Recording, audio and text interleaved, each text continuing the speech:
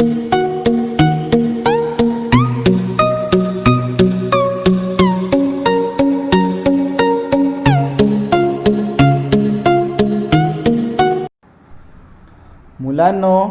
आज आपण शिकणार आहोत इयत्ता चौथी, विषय मराठी, धडा नंबर 9, वाचूया गिरवूया।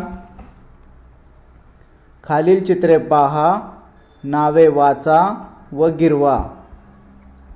पेन, वही, फळा,